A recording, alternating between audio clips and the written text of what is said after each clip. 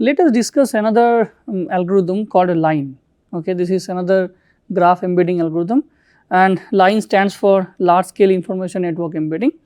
So I'm actually displaying the paper, the original paper of this method, okay, just to show you how things have been written and how we can also read a scientific paper. So what is the claim here? The big claim is that most existing graph embedding methods do not scale for real world information network, which usually contain millions of nodes. Okay. So this method is particularly designed for large network. Okay. So they proposed something called line, which is suitable for arbitrary types of information network, be it undirected, directed, weighted, unweighted, and so on and so forth. Okay. So here the idea is also same. The idea is very same as the one which was used in HOPE. The idea is that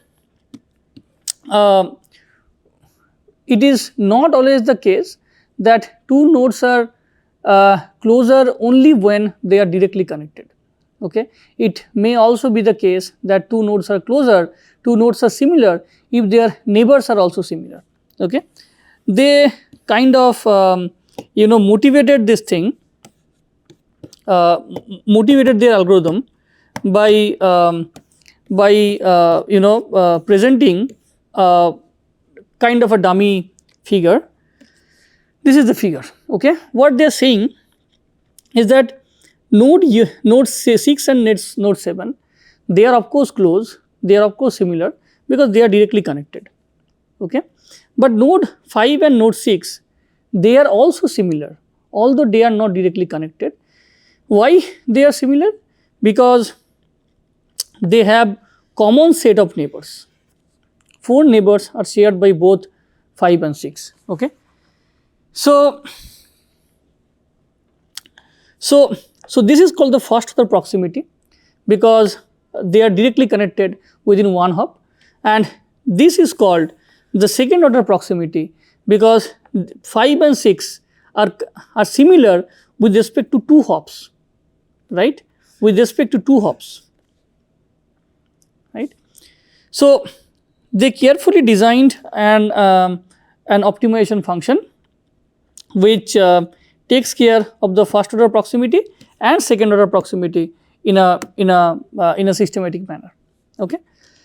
So they started off by defining what is information network. Information network is basically a graph V comma E. V is a set of vertices, E is a set of edges, and every edge small e is an ordered pair U comma V and is associated with a weight W, right, indicating the strength of the relation U and V. And if it is undirected, then this is symmetric. If this is directed, this is asymmetric. Okay. Then they suggested something called first order proximity. What is first order proximity?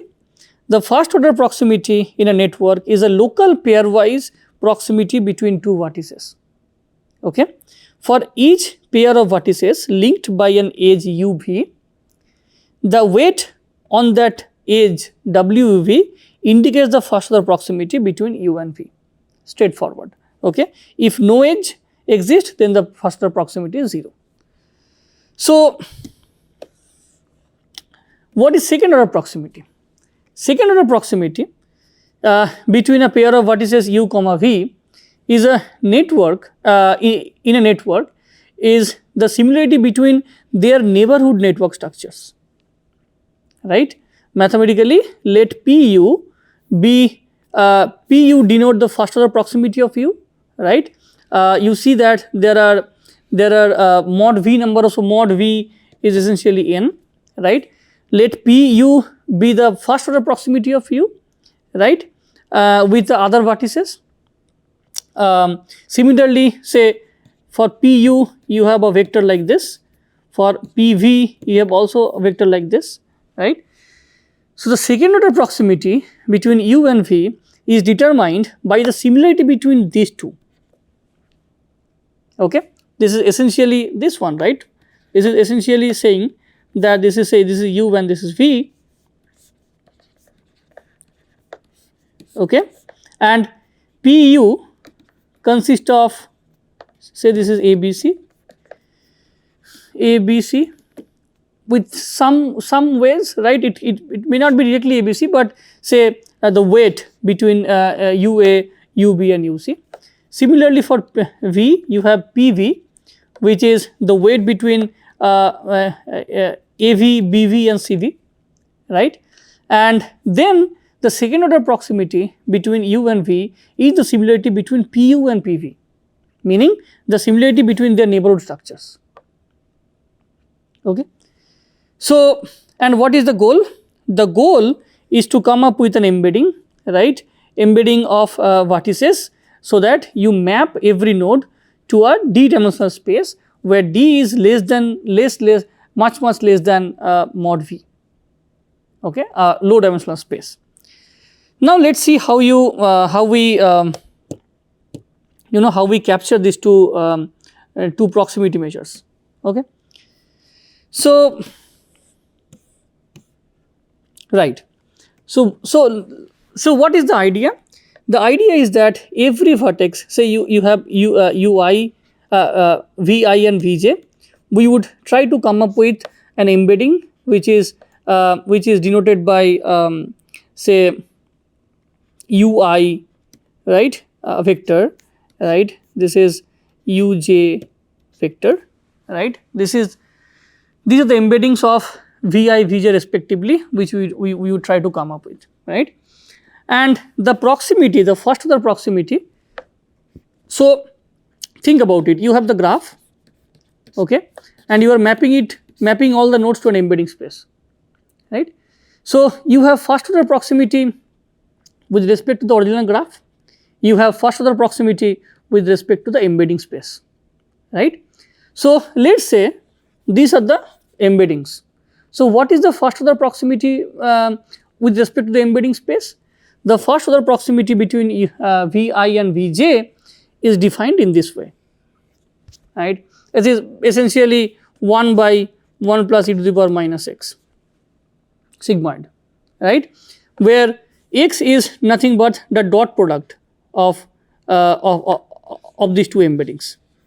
So higher the dot product, higher the similarity, okay. So this is the first order proximity on the embedding space, right.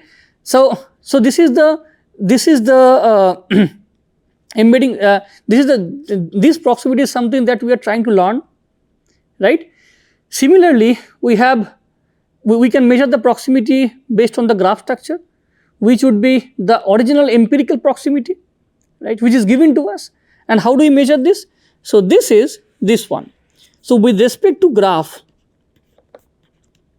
the proximity between two nodes Vi, Vj is nothing but first order proximity, meaning two nodes are connected. The weight between I and j, Vi, Vj divided by the total weight of all the nodes, right. This is basically W equals to sum of all Ij in E, right, Wij. So this is the empirical proximity which is known to us because the graph is known to us. This proximity is not known to us. Why? Because these embeddings are not known to us, okay. So what would be our target? Our target would be to come up with embeddings of I and j such that these two proximities are closer, okay. So how do we measure the closeness? So now think about it. So for every node pair you have a value, for every ij pair you have value. So we can get a distribution of this learned proximity, right. So this would be P of Vi, Vj, and this is some sort of CDF or whatever, PDF, right. Similarly, for empirical proximity, we have another distribution. So these two distributions should be close to each other. And how do we do that? How do we measure the closeness between two distributions? We can use scale divergence, for example, right? So we use the scale divergence, right, between empirical proximity distribution and learned proximity distribution, right? And if you are aware of this, so scale divergence between two say discrete distribution, right? Say x and y,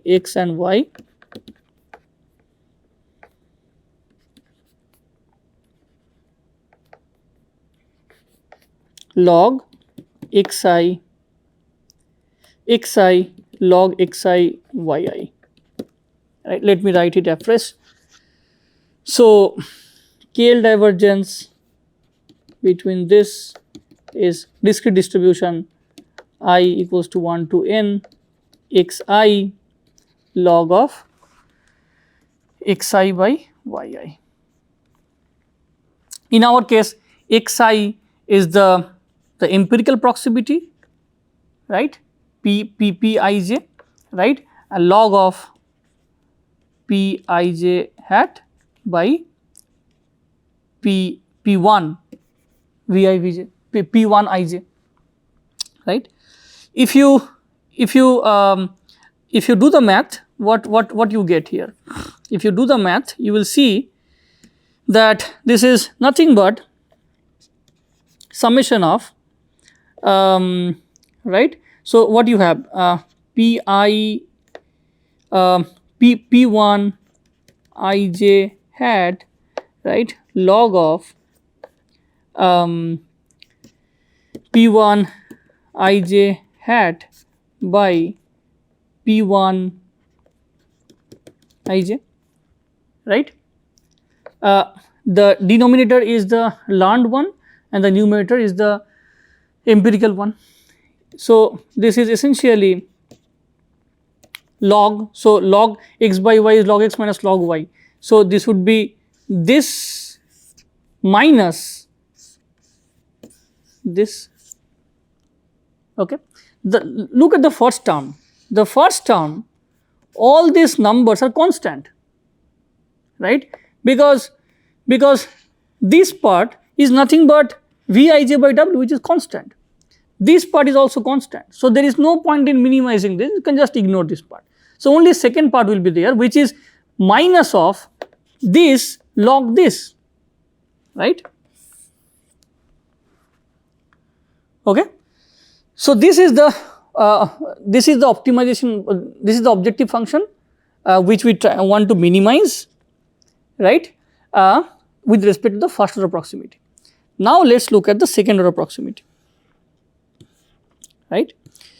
So here also the idea is same.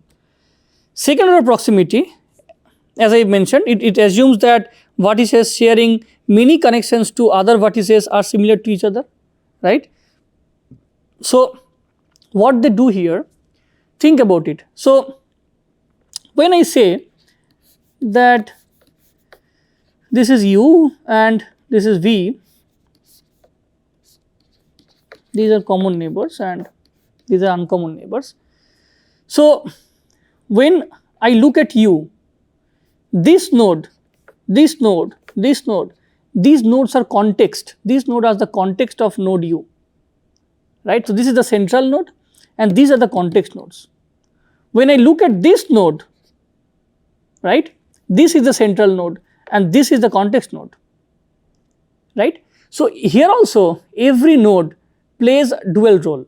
When one time it acts as a context, another time it acts as a central node, right. So the second order proximity is this one.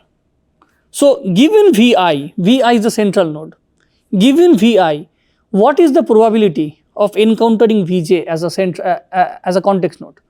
Given V, what is the probability of obtaining this as a context node? Okay, and how do we capture this? They basically used a softmax kind of function where, so as I mentioned already, so for every vertex Vi, we have here two embeddings. So Ui is the embedding when you use vertex Vi as a central node and Ui dash is an embedding which when you use Vi as a context node. So here you see that Vi is the central node and Vj is the context node. So what is the similarity? So similarity would be that basically dot product, you take the dot product of Vi as a central node and Vj as a context node, Uj dash you see here, dot product, right, and you pass it through a kind of a softmax, right. Therefore e to the power x by summation of e to the power x dash all the remaining part.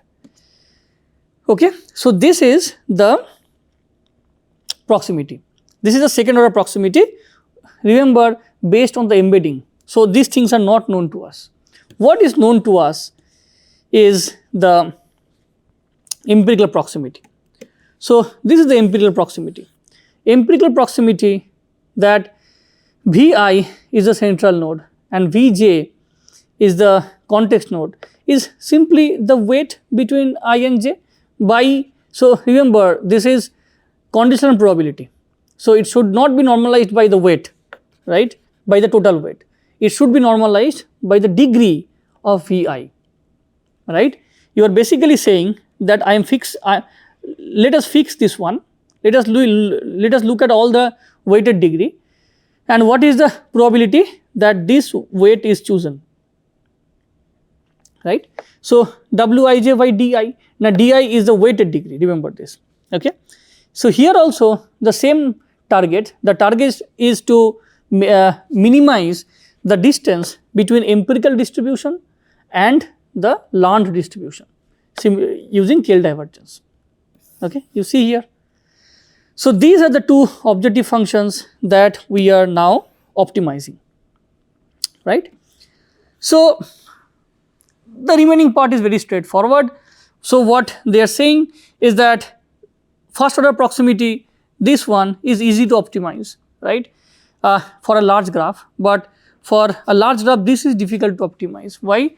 Because the denominator, as you see here, this ranges over all the vertices.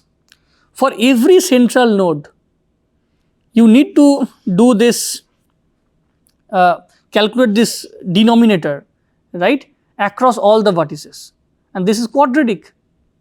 It will take a lot of time. What's the remedy? The remedy is negative sampling, the one that we discussed in the last lecture. So what we do in the negative sampling is that we basically sample nodes from the distribution of vertices, right, distribution of nodes, and these sample nodes would act as negative samples, would act as non-context samples, and then we feed it to this one, and this is very straightforward. We have seen, I think, this equation multiple times. If you are aware of say Word-to-Vec, GLOVE, these kind of methods in NLP, right, this is very straightforward, okay, this is well known, right. And then then the rest of the part is same. So now we have two objective functions O1, so this is O1, this is O1 and this is O2 now, and then what we do, we take the gradient descent, right, as usual, right, with respect to U1 and Ui and Ui dash, right. You update the objective function, right, and then you basically keep on updating the embedding vectors, and then you stop when you get the convergence, right, when you obtain the convergence. And they showed that I mean, with respect to methods like deep work is something that we will discuss in the next lecture, right. A line with SGD, first order SGD, second order SGD performs significantly better, right, across different networks, okay. So this is another method which basically looks at higher order proximity, right, and all these methods, HOPE, line, GRAREP, these are these are non-neural network based methods, right. In the next lecture, we will start with random walk based approaches, and then we will move to the neural network based approaches for graph embedding. Thank you.